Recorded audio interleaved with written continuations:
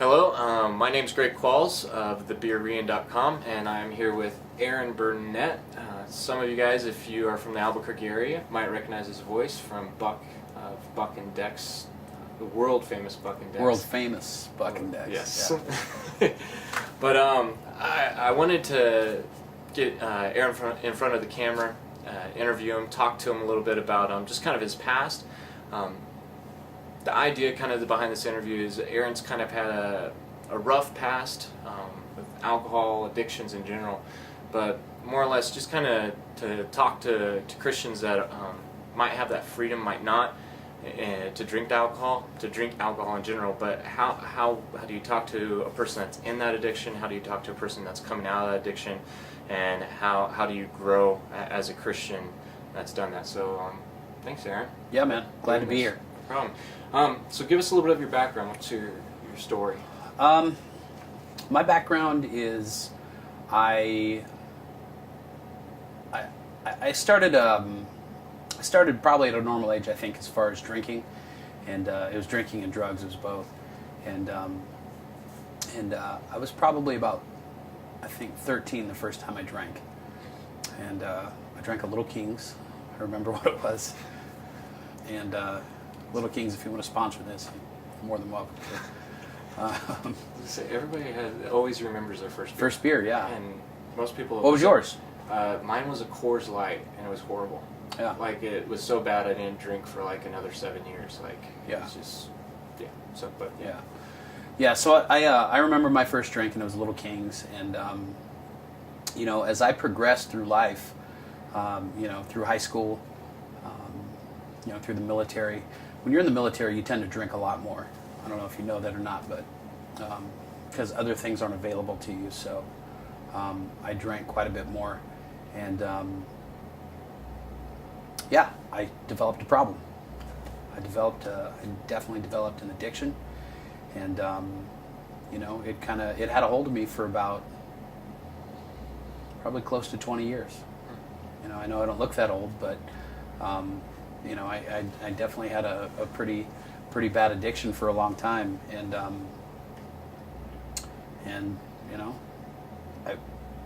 I could have definitely been considered an alcoholic. Okay. So, what? Give us an idea of what did it look like at its worst? I mean, you said alcohol. You've told me some of it in the past, like the drugs in general. But like, what did it look like at its worst? You mean with everything? Yeah. It looked like me locking myself in my house, or in my bedroom more specifically, for days at a time. Using cocaine, drinking, buying a handle of alcohol, Grey Goose or whatever, and just really just being a prisoner and really being captive by that, and just being really a prisoner in my own house, due to my own self-inflicted sentence, I guess. What kind of led you to that point? I mean, not everybody gets there either. I think a lot of people tend to think that, something like this is hereditary. I'm not of that mindset. I don't believe that it's hereditary. I think it was, now, being that I got saved, God saved me in May. I believe it was a series of bad choices, and it was rebelling against God and what He had for me. So I think that that's what I was doing, was just rebelling against God. Okay. So what brought you out of it? What was the... When I actually stopped using before I became a Christian. I stopped using about 5 years before I became a Christian, and it was November 9th, it was January 9th of 2005, and I'd been using for 3, 4, 5 days, something like that, and drinking, using, and I was kind of at a crossroads where I was either going to stop using that night, and I was going to go to bed and go to work the next day, or I was just going to push through and just see what happened. And God spoke to me that night and said, if you keep using tonight, you're going to die. So I weighed my options.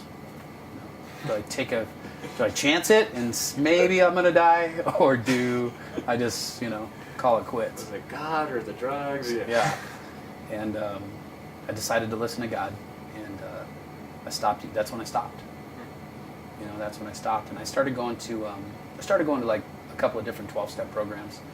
Started going to Narcotics Anonymous, Alcoholics Anonymous, and it served a purpose for a while.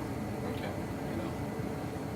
Do you think it? Let me ask this, because I know a lot of us. Because I told you a little bit my story. For those of you guys that know, I haven't really shared this ever before. My brother, to this day, I think is still heavy into drugs, meth, and all that. Yeah. And then both my uncle, I have several uncles, but two of my uncles, one's a heavy alcoholic, always in and out of rehab, and the other one's binge drinker, pot smoker, just kind of that. It always seems like I don't know, some people the 12-step program sticks, some people don't. Sure. In your case, it seemed like it stick. Do you think it would have ultimately sticked without ultimately come to Jesus, or what do you know? Well, I mean, I definitely think that there has to be, we talk about this a lot as far as like any type of like rebellion or habitual sin, and there has to be a heart change. And I feel like, when I stopped using and drinking, I had a heart change. Even though I didn't know what I was doing or what I was experiencing, I knew that something profound had happened, and I knew it was God, because I believed in God. I grew up with a Christian mom, and so I knew the whole story, and I knew it was God.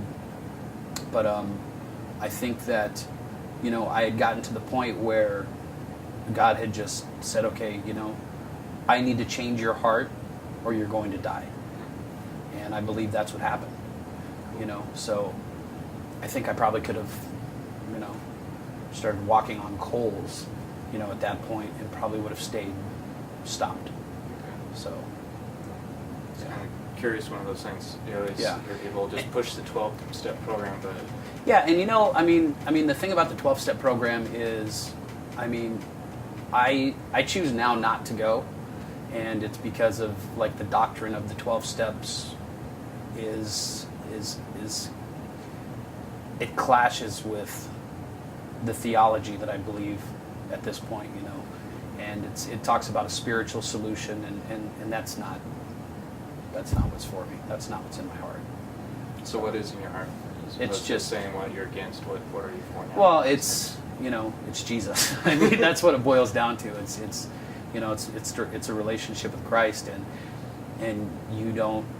That's not what the 12-step programs talk about. They don't talk about the relationship with Christ. They talk about a higher power, a power greater than yourself, which is totally relatable, but it's not specific enough for me, because after being in there for a while, because I was in there for 5 years, and after being in there, I knew that there was still something wrong. There was something missing, and when I first came in, you go to these programs. People come to these programs and they say that there's something missing from their life. They feel like there's a hole inside them that they're trying to fill with alcohol or with drugs, and which was true for me too. But after I'd been there for a while, there was still something missing, and now I know what it is. So that's cool. Yeah.